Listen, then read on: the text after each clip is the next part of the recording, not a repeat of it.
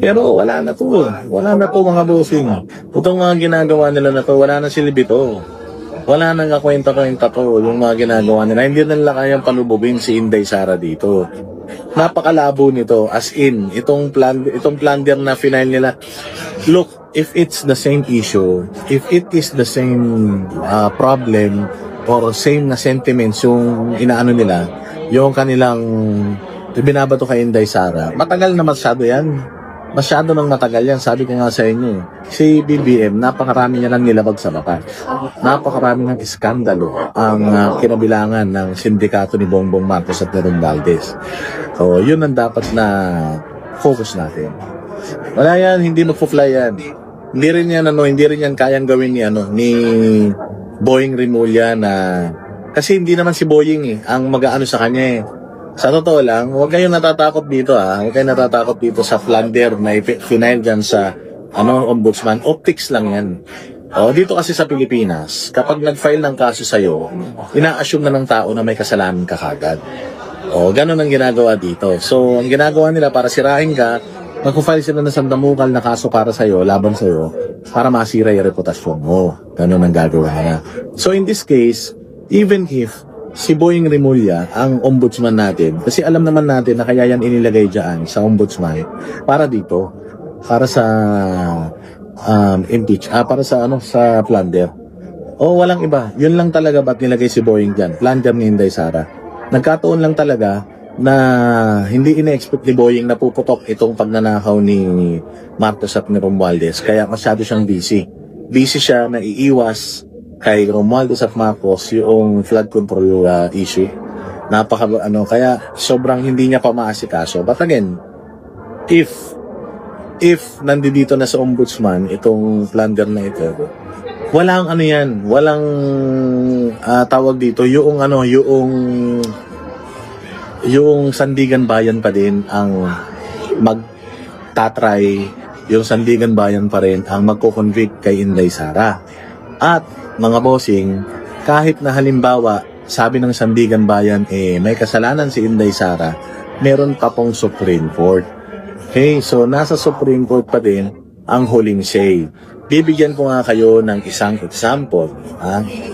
Itong mayor, yung mayor ng Muntinlupa na si Rufy Biazon, yan po ay meron ng guilty na yan sa kaso ng graft o papaano. Yung kaso ni Rufy Biazon, yun na sa ombudsman, nakahanap ng probable cause ang ombudsman, kaya inakyat sa Sandigan Bayan. Pagdating sa Sandigan Bayan, nag-convict ang Sandigan Bayan, guilty, may kulong 6 to 8 years, tapos may perpetual disqualification pa. Pero dahil mayroong appeal si Rufy Biazon sa Supreme Court, naging mayor pa din siya ng Muntinlupa. So, ibig sabihin, yan yung pagdadaanan ni Inday Sara. Kung halimbawa man, itong i-final nila na kaso kay Inday Sara sa ombudsman, makahanap ng probable cause si ombudsman, pupunta yan sa Sandigan Bayan. At kung ang Sandigan Bayan ay mag-rule not in favor of VP Sara, meron pang Supreme Court at hindi mabilis ang desisyon sa Supreme Court. Sabi ko nga sa inyo, baka niyan, makatakbo pa si Inday Sara, manalo pa si Inday Sara bago mag-rule yung Supreme Court na yan. So, wala ito. This is all for optics. Optics lang po ito, mga bossing, itong ginagawa nila. They just want na i-drag yung pangalan ni VP Sara sa mga ganitong iskandalo, sa ganitong bintang, sa mga ganitong kaso, para sabihin ng taong bayan na wala siyang kredibilidad. Well, in fact, sabi ko nga sa inyo, yung nanay mismo ni Bongbong Marcos, merong guilty verdict sa Sandigan Bayan sa kasong pang plunder at paglalulustay ng pera ng taong bayan. Nasaan si Imelda Marcos? Hindi nakakulong. Hindi nakakulong. Sino pa? Si Herbert Bautista. Nung nakaraan, si Herbert Bautista guilty siya sa graft din yun. Guilty siya. Sabi, marami daw siyang mga ghost employees. And so on and so forth.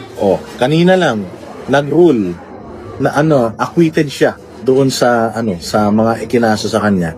Ang dami pa, sino pa, si Roderick Paulate. Rin siya, guilty din siya sa kasong yung marami din siyang mga ghost employees, ghost projects. Nasan si Roderick Paulate? Hindi naman nakakulong. Nakakatakbo pa nga ng ng konsehal sa Quezon City. Diba? Kaya yan lahat yan for optics. Huwag kayong masyadong kakabahan sa ganyan. Huwag kayong masyadong kakabahan sa mga ganitong issues, mga plunder. Si Inday Sara hindi kinakabahan dyan. Wala yan, political lang talaga lahat siya. Political yan. Lahat yan para sirain ng si Inday Sara. Mahirapan na sila. Sabi ko nga kung ang huling baraha mo, si Trillanes, sobrang desperado ka na. Kasi, bakit mo i-hire si Trillanes na o-orchestrate ng mga ganitong bagay? Hindi nga yan nanalo sa Caloocan. Hindi nga yan pinapaniwalaan nung kapiranggot na lang na mangangampanya siya. Manloloko na nga lang siya sa ilang daan libo lang ng mga residente ng Caloocan. Hindi nga siya pinakinggan. Paano siyang pakikinggan ng buong Pilipinas? Visayas at Mindanao ay Duterte. Ang OFW Duterte. Kaya ngayon sinasabi ni Llamas, di ba may sinasabi si Llamas na ito daw ang mga Duterte daw, kaya daw umiikot na sa buong mundo dahil mahina na daw ang suporta ng mga OFW sa mga Duterte. Alam naman daw nila natin na ang mga Duterte ay mahal na mahal ng mga OFW, pero mahina na daw ngayon ang mga Duterte sa OFW. Naniniwala ba kayo doon? Lagay nyo nga dyan sa comment section kung naniniwala kayo na mahina na ang mga Duterte sa OFW. Or KPL, shout out, palpak ang affidavit ni Madriaga. Wala yun, palpak talaga yun, negative talaga yun. For optics na lang yan, hindi yan pa-fly. Tsaka kaya nga pinipick up ng media yan. The reason why media is picking it up, kasi para pumaldo sila. Gusto lang pumaldo ng media, kaya pinipick up nila yan. Kasi tingnan mo nasa kulungan yung tao. Papaanong magkakaroon siya ng access sa media? Diba? Papaanong bigla siyang magiging whistleblower, nakakulong siya. Imposible na talaga niya. Palpak na palpak yan yung Madriaga. Tsaka huling-huli na yan. Style ni Trillanes tsaka ni Ontiveros yan. Yung mga tanim witness. Imagine niyo mga bossing. Tanim witness, tanim ebidensya. Ang tagal-tagal na nilang ginagawa yan. Hindi sila makapuntos sa mga Duterte. Sabi ko nga sa inyo hindi sila makakapuntos sa mga Duterte. Kung hindi lang nila kinidnap si Pangulong Duterte, dinala sa ICC, hindi sila makakapuntos sa mga Duterte. Isang beses na nakapuntos sila sa mga Duterte, nangidnap pa sila. Kailangan pa nilang mangidnap, kailangan pa nilang magsanib puwersa ang mga paring adik, mga NPA, mga bayaran na pulis at saka mga sundalo. Kailangan pa nila magsama-sama para lang pahinain si Inday Sara. Malabo na yan. OFW ng Dubai, hayop. Mga hayop to si Bangago. Ilagay niyo dyan kung taga saan kayo OFW, at naniniwala ba kayo na mahina na si Inday Sara sa mga OFW? Di ba? Yan yung ilagay niyo dyan.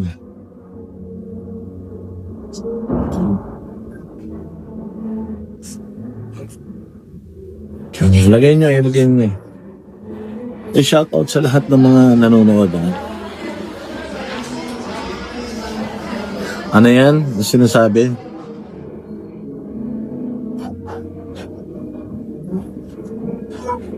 Hindi, ito naman, sabi ko nga sa inyo, yung pagdating dyan sa mga pari, ano kasi yan?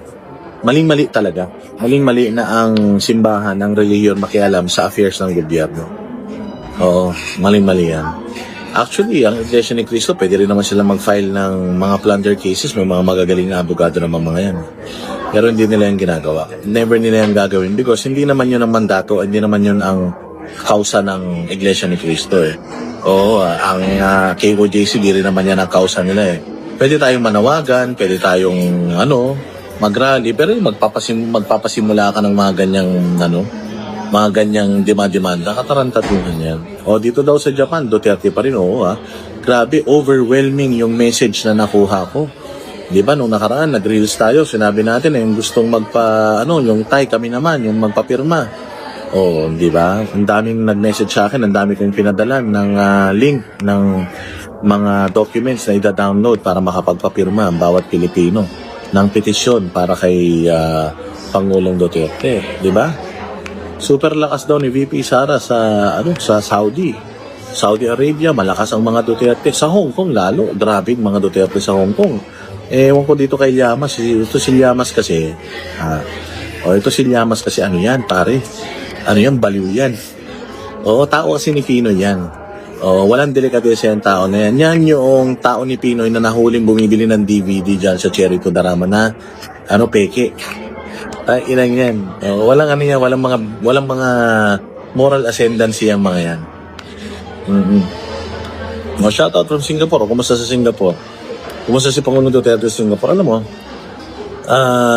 itong si Llamas, di ko alam kung pinsan na rin yata ito ni Claire Castro, bobo na rin kasi sasabihin niya na mahina na ang kapit ni Inday Sara o ng mga Duterte sa ibang bansa. Nakita niyo ba pag nagpupunta siya, pag nagpupunta si VP Sara sa ibang bansa, nakita niyo kung paano siya pinagkahaguluhan? Nagpunta si VP Sara sa nagpunta si VP Sara sa sinasabi nito? Pero yung INC, nakikita ng mga DDS, okay lang naman. May mga DDS din naman na Katoliko. May mga DDS na INC, may mga DDS na Mormons. Lahat naman may DDS Di ba? Anyways, so, yung pag nagpupunta si Inday Sara sa Japan, di ba?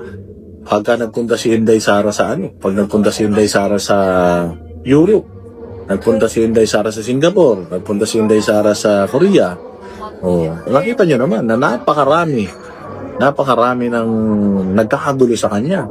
Si Bongbong nga nung nakaraan nagpunta ng Cebu, gusto siyang katayin ng mga tao sa Cebu. Nagpunta si Bongbong Marcos sa Negros, gusto siyang pulpihin ng mga tao sa Negros. Wala na. So kung sinasabi ninyo na mahina si Inday Sara, yan? Wishful thinking yan. Propaganda yan. You just wish na mahina na talaga sila, Sara, at yung mga magkakapatid na Duterte, mahina na sa mga OFW. Sana. You wish. Hayaan nyo yung mga troll. Okay lang yan kasi invisible sa mata ko yung mga troll na yan. Hindi ko nababasa yung mga messages nila. Mapapalot din yan. Tsaka dagdag views din yan. Dagdag engagement din yan. Hayaan nyo yung mga troll. Nandoon na tayo sa yugto ng pag-vlog natin na hindi na tayo apektado doon sa mga negative na sinasabi sa atin ng mga troll.